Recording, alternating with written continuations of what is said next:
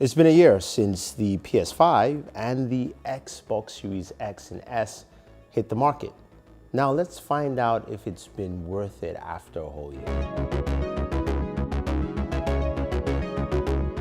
Hey guys, Thunder E here, and welcome to my one-year review of the PS5 and the Xbox Series X. Now, if you're joining us for the very first time, go ahead and hit that subscribe button, notification icon to watch more videos like this.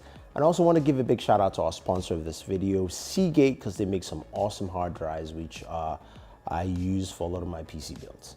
Now, the Xbox Series X and PS5 launched roughly around this time last year, and it was a big thing because we're getting new consoles, we're getting some crazy amount of new performance, and we're getting, of course, new games. Now, consoles went on sale. I got myself a PlayStation 5. I got an Xbox Series X from Microsoft. Big shout out to them for that. And I have been using both consoles for a whole year. And I wanted to just kind of lay my thoughts on just what you have with both of them. Now, let's start off with the design, look, that kind of thing. I think the Xbox Series X is the better looking console. Yes, it looks like a mini refrigerator or a tower or a router, but it's simple, it's slick, it's black. You can use a D-brand skin on there if you want to. And best of all, I can fit into any cabinet I choose in terms of just storing it in a location, as opposed to the PlayStation 5, which has a very bolder look. I do like it too, but it's just a much bigger console in terms of size. So it doesn't fit into traditional cabinets, and you might have to upgrade to something that will fit your PlayStation 5 properly, or just set it on the side like I do, just in my own case. Now, in terms of just the customability, I do like the fact that you can replace the back plates of the PlayStation 5. I prefer that over putting skins because I'm just terrible at staking that. But design-wise, for me, the Xbox Series X kind of takes the lead. Now, besides that though, you have two powerful consoles that, one's 12 teraflops, Xbox Series X, the PlayStation 5 is about 10.5, roughly. I'm just throwing numbers out there, but it really doesn't matter. It's about performance and it's about games. And over the last year, we've seen a ton of games from both companies. Now, we've also seen a lot of third-party games, and that's what we've seen the most from both consoles with the PlayStation 5 and the Xbox Series X. And that's something that I think is really important to have that conversation with, especially as a gamer, if you're looking for exclusives and looking for something that to drive you to either consoles. There haven't been a lot of exclusives yet, but they are coming. And we know that, of course, Microsoft has Halo Infinite dropping this holiday season for the Xbox Series X, while the PlayStation has had a few cool games, of course, like Spider-Man, Miles Morales. We've got Ratchet and Clank out there, which again, fun games to play. Now, when you talk about games and you talk about, how to access those games, you can get the consoles, either the disc versions or discless version, but honestly, you're gonna be downloading and installing the games onto the hard drives. Now, both of them come with sizable hard drives, with a terabyte for the Xbox Series X and roughly around 800 gigabytes for the PlayStation, while the actual numbers are around 999 gigabytes for the Xbox, with about 670 for the PlayStation 5. Now, that might sound like a lot, but honestly, as you start playing games, it fills up quite quickly. With my Xbox, I had to uninstall Cyberpunk just so I could install Halo Infinite multiplayer. So these games are getting bigger and bigger, and you definitely need more storage, which brings us to our sponsor of this video, Seagate. Now, Seagate makes some awesome drives that, of course, work for both your PlayStation 5 and the official drive for the Xbox Series X. Now, this is where it differs between both companies, Microsoft and PlayStation. Microsoft has the storage expansion card, which is very simple and easy to use. Comes in two sizes currently, a terabyte and 512. You basically pick it up, you basically slide into the back of your console, and boom, you're connected. You've got your upgrade right there. So that is pretty cool, and that is from Seagate.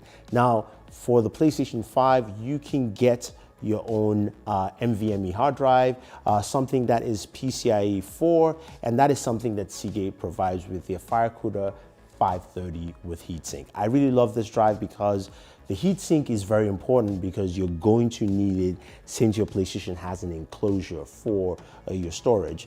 And it goes up to 4 terabytes. So I actually have the 4 terabyte version, which means I've got almost 5 terabytes of storage for my PlayStation 5, and that's absolutely awesome from Seagate. And that drive, by the way, has drive protection. So if there's any issues, it gets corrupted or damaged, you can send it back to Seagate and they'll get your data back for you, which is pretty cool. So definitely check them out. Use the links down below. And honestly, you're going to need those drives for your gaming sessions. The more games you play, the longer you keep these consoles, you're definitely going to need it. So with that being said, there's something that's quite interesting with these storage models for both the PlayStation 5 and the Xbox Series X. The Xbox Series X and Series S are just easier. You just plug and play and you're good to go. While on the PlayStation 5, you do have to open up the console, you do have to install it, and then you have to go ahead and format the drive before it fully recognizes it.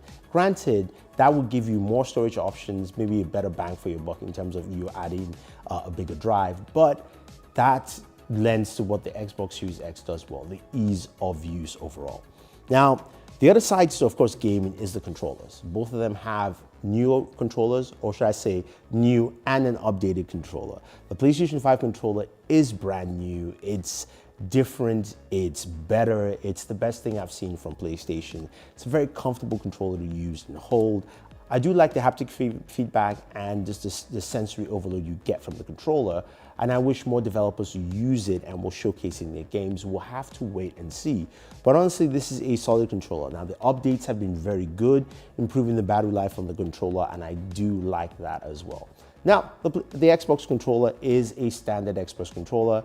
It's a little bit updated, but you know, Microsoft said tried and true, this isn't broken, and it works pretty well. Compared to the PlayStation controller, it does feel a little dated and older, but you can't go wrong with this controller. It feels a little bit smaller, but very comfortable in hands. Now, there are no internally built batteries like the PlayStation controller, but you can always swap it out with rechargeable batteries, and I think sometimes that kind of works, especially if you have a long gameplay session.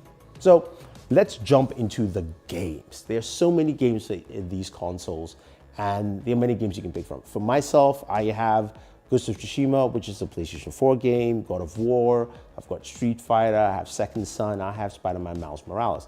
I'm not a big Ratchet & Clank fan, so I never actually got that game, but there are games for you to play there. And the PlayStation experience is a game-to-game experience. The dashboard says I am focusing on one game and checking out another game and playing another game. And that's what PlayStation wants you to feel. You're a gamer and you are in that gaming experience. Microsoft is a little bit of a different approach. We know the Xbox dashboard is different in terms of how it actually layers for each section, but it also is very game focused in a different way. And what I mean by that is Microsoft's big push for Xbox Game Pass. So since I've got my Xbox Series X, I have not bought a single game. I pay for Game Pass month to month, and that has allowed me to play games like Forza Horizon without actually buying the game, and also Halo Infinite, being able to play the multiplayer without actually buying the game as well. So that is a very different approach, and Microsoft feels that, look, you know what, have access to our full library of games, have access to select third parties who join our program, and you get to enjoy the games you want to by simply just buying the Xbox Series X or even the Xbox Series S, or on your mobile device. You guys have seen me use Game Pass that way, and I think it's a very different approach. I like it, and maybe because, yes, I'm older, I don't game as much as I used to, but I can still jump into the games that I like to play. Now, there are no killer titles for any of these two consoles yet. There's nothing that is driving consumers other than brand recognition. And we know, yes, the PlayStation brand is strong. It is the highest selling console right now. And yes, it is worth that monkey, but there's nothing that can lead you that way or lead you the other. I think for the most part, Microsoft has a really good product with the Xbox Series X, and I think Xbox Game Pass is their new driver, if you will, something that will get people down there to buy the console. Now, it's going to be hard for anyone to pick up any of these consoles right now, but there's certain things you definitely need if you're going to be gaming on the Xbox Series X and the PlayStation 5. You definitely need a TV that supports 4K 120, which both consoles do, VRR, and that is the LG C1 OLED, which you've actually seen throughout this whole video and what I have been gaming on with this. Now, this is a fantastic looking TV. I mean, it supports everything plus G-Sync and AMD FreeSync. So again, PC gamers will enjoy that as well, but you'll have those capabilities built in and it fully supports your consoles. Now, this TV also has a really good sound system, but honestly, I would go with a soundbar, which I use the Sonos Beam 2. This supports Dolby Atmos, which of course we have Dolby Atmos on these consoles. We have Dolby Vision as well. So you've got that clean, clear surround sound from the Sonos Beam.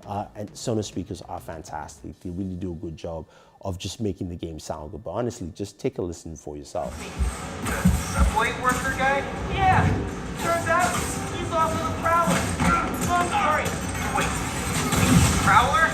The thief who runs around in purple? Former thief. We're not partnering. It's just a one-time thing.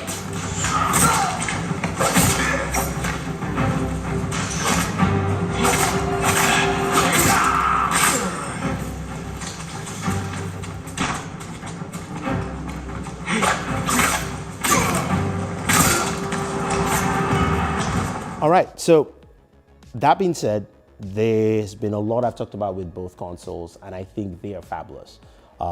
And I wouldn't say you should pick one or the other. I think whatever games you like to play or want to play on either of these consoles you can find. I think though, if you're looking to play more third-party games, the Xbox Series X might be the console for you, specifically because of Xbox Game Pass, allowing you to play more of those games the way you want to without actually buying any specific game and just playing month to month.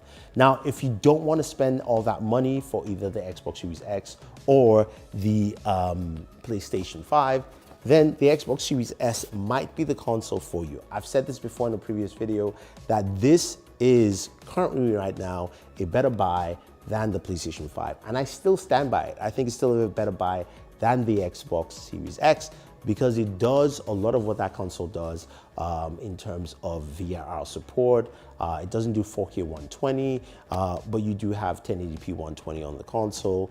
And you still have access to Xbox Game Pass, all those functionalities. But it's been a fun year with those consoles. If you can pick one up during this Black Friday period, honestly, guys, hopefully good luck. But I would say both consoles are definitely the future of gaming, and there's a lot to see as we move on. So hopefully next year, as I do my second year with the PlayStation 5 and the Xbox Series X, I'll leave my thoughts on what I guess this console should do. Till then, don't forget to like, share, subscribe. Definitely check out our sponsor, Seagate. Use the links down below, and always enjoy your entertainment.